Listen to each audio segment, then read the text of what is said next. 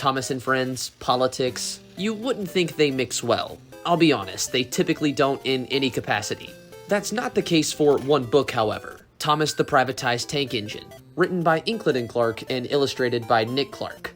This is one of my favorite pieces of Thomas media to ever exist, as it's made to challenge the idea of railway privatization, using Thomas as a vessel, and it does it amazingly. That being said, there's not a lot of attention or love for this book around. So, to fight that, today we'll hear 4 of many stories directly from such. Feel free to adapt these audios with credit for remakes if you'd like. And once we've gone through each of these stories, I'll make one really large video going through the entire book. Until then, though, let's see what the world of privatization may look like for our Sodor friends.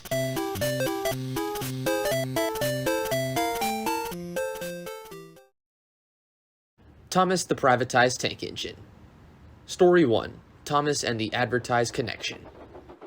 One morning, Gordon the Virgin engine was traveling very fast as he approached the big station. "Steady on!" yelled Thomas from his branch line platform. "We're going too fast! We're going too fast!" shouted Gordon's carriages, and Gordon rushed through the station in a flash of gleaming white paint.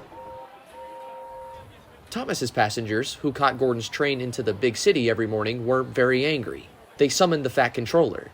"Gordon does not stop here anymore," he explained. "But why ever not?" they cried. "This stop is unremunerative. Cutting it out means Gordon can get to the big city 3 minutes faster. Then how are we to get there every morning?" "Well, turn right out of the station, and 100 yards on your left you'll find the Nissan car showroom," he said, and disappeared into his office.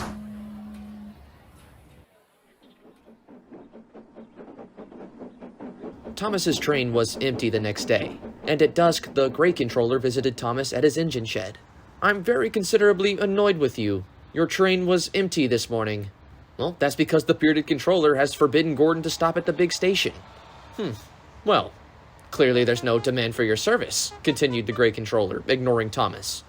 "That's ridiculous. My branch line alone covers an area of 150,000 people," he protested. "I shall not let you burden the taxpayer like this. I shall put a stop to this very bad situation. Oh yes." Thomas brightened. "Oh, thank you, sir. I'm so glad you're finally gonna make the bearded controller serve the population. I mean, what right has he to deprive ordinary folk of their right to travel to work?" "The bearded controller is a very rich man," said the gray controller. "And you, Thomas, are unemployed. Your branch line is closed as from tomorrow."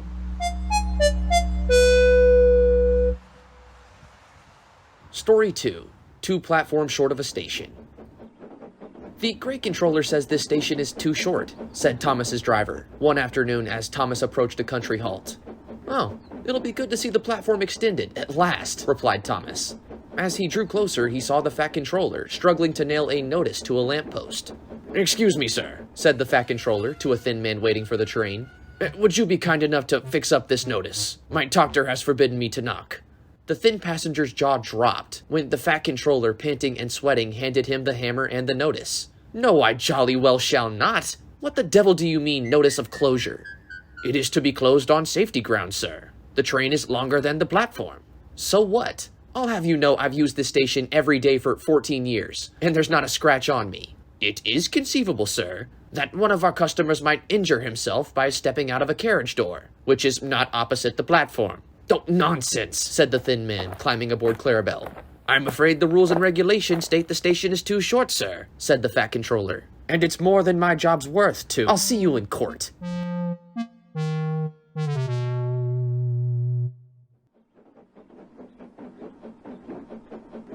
The following Monday, Thomas sailed straight past the closed station.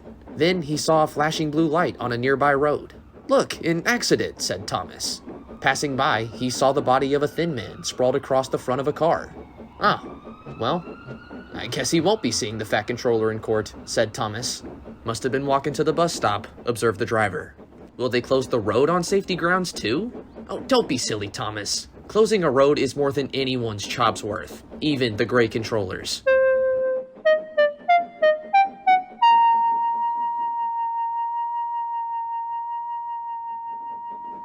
Story 3. Thomas is grounded. Ever since he came to work in the big city, Thomas had seen plenty of scruffy things, but nothing compared with the squat train sliding to a stop beside him. "Good God, man! Don't you ever wash in the mornings? And get yourself a coat of paint? You won't attract any passengers until you buck up."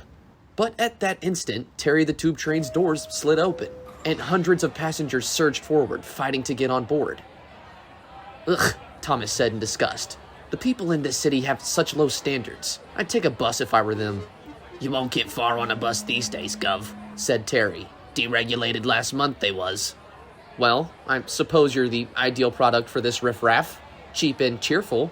"Cheap and cheerful? It's 90p just to the next stop. And the last time someone laughed on a tube train was in 1972. Soon got his head kicked in, of course." There were screams as Terry's doors rolled shut on passengers trying to board. "So, what old slum are you off to this morning?" "Slum?" yelled Terry as his motors began to whir. "You'd call this country's biggest airport a slum, would you?" Bursting at the seams, he slid into the tunnel. A woman's head was trapped by the neck in the doors. "Put me onto the airport line," Thomas ordered his driver. "Let's get in some free market competition. I'll beat him squarely on speed, comfort, price, capacity, convenience, and customer care." No, you won't, Thomas. There's no surface rail link." "How ridiculous! We were ready to build it years ago." "But we have to wait for the private sector to borrow the money." "Ah, yes, of course. But why can't the public sector raise money for a rail project like this? It's bound to recover its costs pretty quickly, after all." "Well, Thomas, the simple answer to that one is that... And they thought about it all day, and the next day. They still haven't come up with any sort of answer.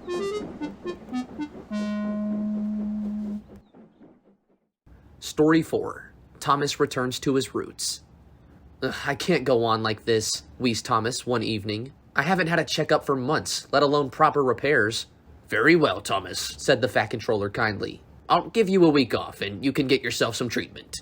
"But where? The big factory was privatized years ago."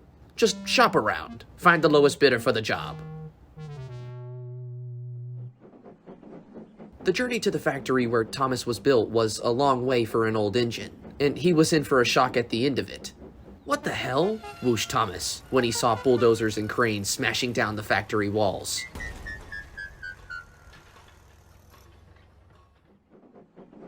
Eventually, he found Sean the shunting engine dozing in a rusty siding.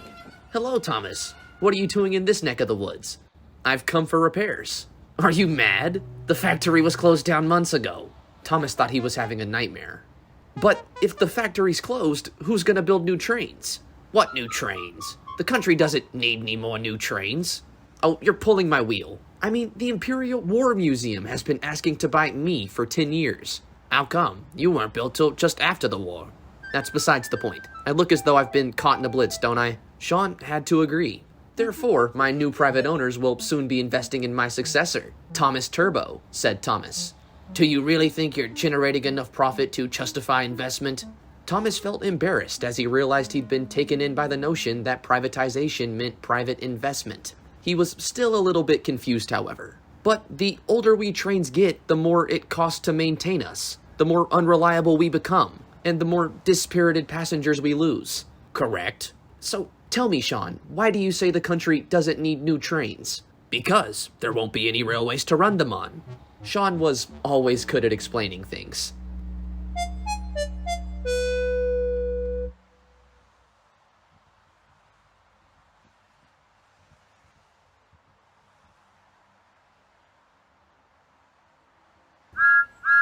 Either subscribe, donate, or get the fuck out.